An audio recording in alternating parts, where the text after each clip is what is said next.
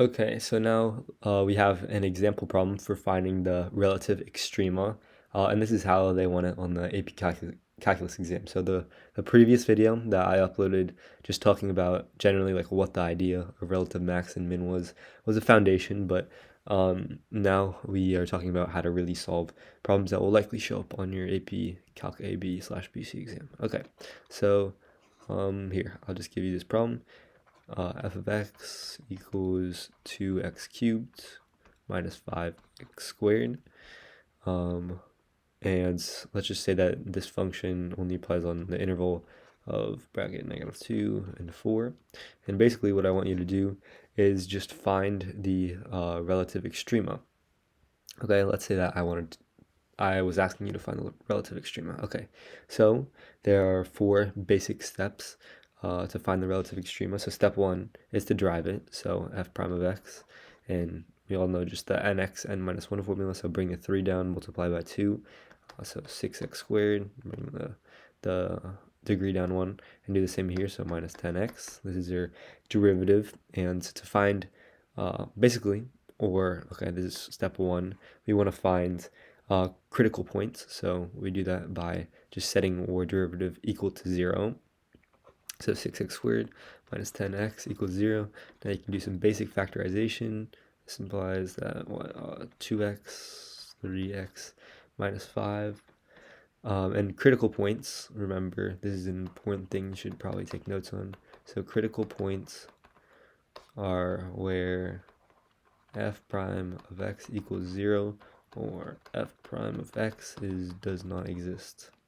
And does not exist cases usually like for rational functions, if I had, I don't know, something like x squared over, or x over x squared plus 4, and then you like factor the denominator, x over x plus 2, x minus 2, it wouldn't exist. The function wouldn't exist for like values of -2 here because it becomes 0, or +2 because it becomes 0 here as well. So yeah, those are basically critical points in essence.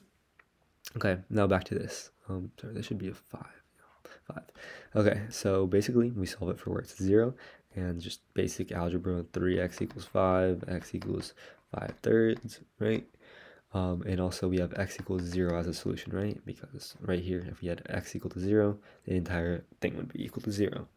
Okay, so that's basically steps 1 and 2. So step 1 is to derive, and step 2 is to set it equal to 0 to find our critical points. Okay, so step 3, and this is how my teacher taught me it. Your teacher might have taught you a different way to do it, but now set up interval tests, just to basically see where the graph's derivative goes positive or negative.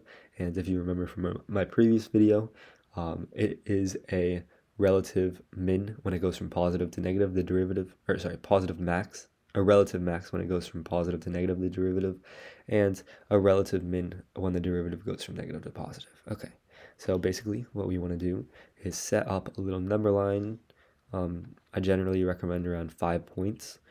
And basically what you want to do is first plot your 2 possible critical values, so 5/3 and 0, and then sort of just plot points around it. So like, for example, I could plot 1 here, I could plot 1 here, I could plot -1, like -2, 2 for example. And basically what you want to do is plug these values back into your original function to find, or in your derivative to find basically if your slope is positive or negative for these values. Okay, so let's try -1. If I plugged it into here, the -1 would become positive, so 6 minus plus 10 basically, so this right here, it would be positive, right?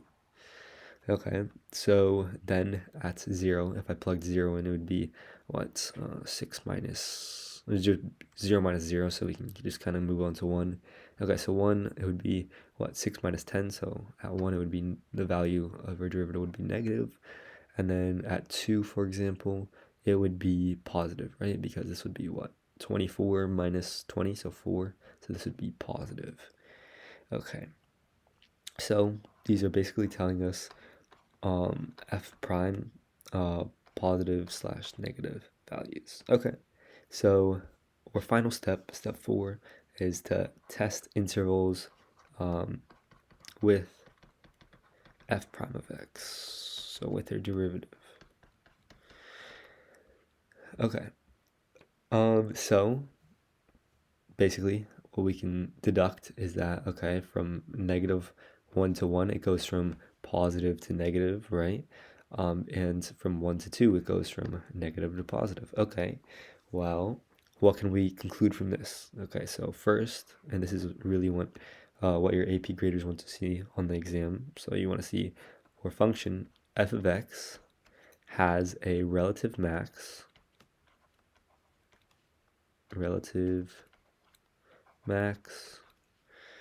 at x equals 0, right? Because it's in between these two values at x equals 0.